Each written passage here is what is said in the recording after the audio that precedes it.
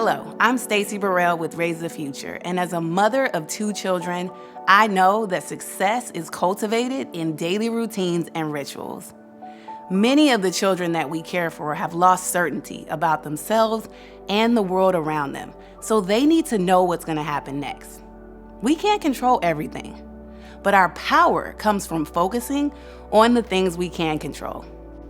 As someone who is co-parenting, I understand that I can't serve from an empty cup, or at least I shouldn't. Before implementing any strategies or concepts, the first thing that I do is take a look in the mirror, and that's where I start. So let's look at routines. By definition, a routine is a set of actions done in a particular order or sequence. You choose what to do and when to do it.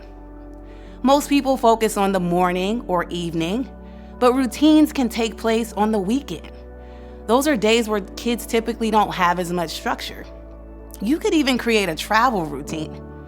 Travel can be challenging for our kids, especially around the holidays. And we can't predict everything that's going to happen, but we can create a plan. Routines are a roadmap. They provide us with a tremendous amount of benefits. Now, aside from the common ones like better sleep or increased productivity, routines are calming and comforting for our kids. They improve mental health by decreasing stress and anxiety and increasing self-esteem. Dan Pena says that the key to high performance is self-esteem. In order for us to perform well, we have to feel good. Pastor Craig Gretchell said in a sermon once that successful people do consistently what other people do occasionally. When we do something consistently every day, it creates a habit. Our kids have habits, and so do we. Think about brushing your teeth, for example. Have you ever gone through the day and asked yourself, did I brush my teeth this morning? Come to find out you did, but you had no memory of it. Dr. Joe Dispenza, who is a researcher and an author, he talks a lot about how the brain and the body works. And he says that when we form habits, our body knows how to do it better than our brain. This behavior is done with very little conscious thought. We don't even think about it. It's an automatic response. So now this habit has freed up our brain to focus on things that require more attention and energy. This is great news when we think about behaviors and routines. So you might be asking yourself, well, where do I start? That's a great question. Think about a time of the day where everyone can benefit from some fine-tuning. As a divorced mother with 2 kids, the morning routine was the best place for me to start.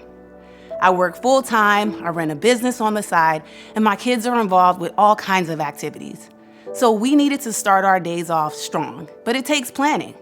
Planning is key, because if we fail to plan, we plan to fail.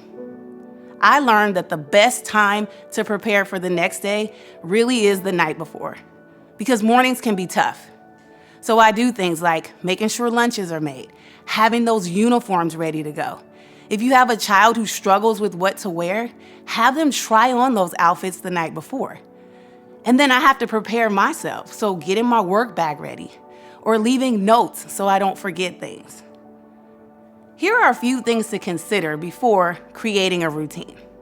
1, identify your strengths and have your kids do the same. Think about what you do well as a family, because that's going to help you with those bigger challenges. As a mom, my strength is optimism and hope, knowing and believing that everything's gonna work out. My kids' strengths are compassion and humor. My daughter can make us laugh from a silly face or an eye wink, and my son is always concerned about how other people feel, and he loves being on time. So optimism, compassion, and humor have helped us navigate the morning. And then second, think about what areas your children may need more support in. For example, you might have one child who has a great attitude in the morning, but then you get that phone call because they forgot the math book or they forgot their PE clothes. You may have another child who's prepared and has their backpack and ready to go, but it's a struggle getting them out of bed with a positive attitude. In order for them to be successful, it's our responsibility to anticipate those needs, which means it's going to require more of our time. So an example of this is my daughter struggles with getting out of the bed in the morning. What I've learned to do is give her a 1-minute bear hug while she's in the bed. It's a great way for us to connect. It provides proprioceptive input. It meets my sensory need, and it's a positive transition. My struggle is getting up earlier than I need to, like that extra 15 minutes. If I have that extra time, I can let the dog out. I can drink the coffee that I actually made. I can watch Bob Ross paint trees for 10 minutes. If I can do all that, my needs are met. So if there's a meltdown, there's screaming going on in the morning, I have the time and energy to address it. So I discovered that helping them in the morning not only addresses regulation, but it helps me create balance and harmony within myself. Routines ensure that as a family, we have enough time for connection and support. Now, when we're creating a routine, this should be done as a family, sharing power. Kids are way more successful when they have control. This is something that many caregivers struggle with, including myself. But keep in mind that the bottom line will be met. It's just allowing them to decide how we get there.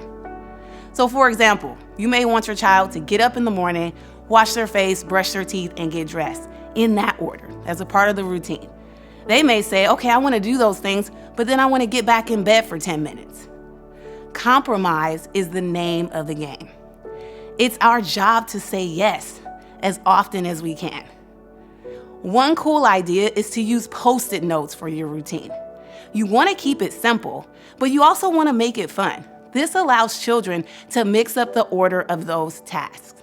Visuals are a great way to help young children prepare for more challenging tasks.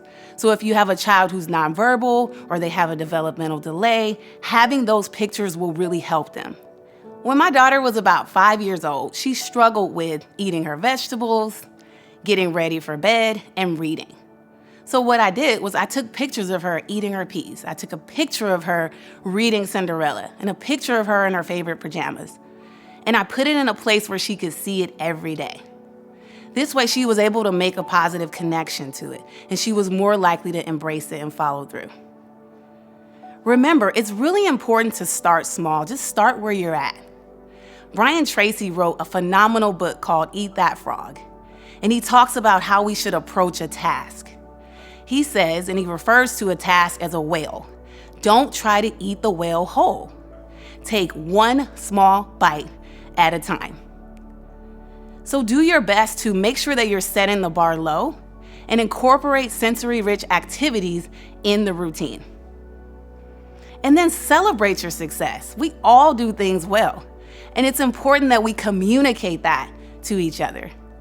Success is going to look different every day. Success will look different for every child, and that's the tricky part. If your child normally has a 20-minute meltdown in the morning, but today their meltdown was 10 minutes, that's actually progress. Remember, the goal is progress, not perfection. Routines are so powerful. They can transform relationships, making room for rituals that provide us with connection and fulfillment. Now, the words ritual and routine are often used interchangeably.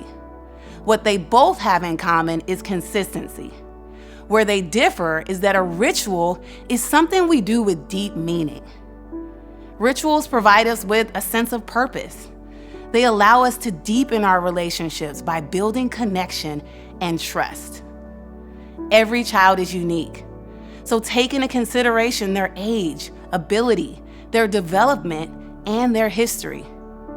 If your child struggles with a transition throughout the day, rituals are a great place to embrace that part of the routine. One of our staff members was working with a father and a daughter. She was having a really hard time in the morning when it was time to go to school. What they decided to do was create a special handshake to help her prepare for those daily separations. They created this ritual together. and it helped her face an emotionally challenging part of the day. Also, think about culture.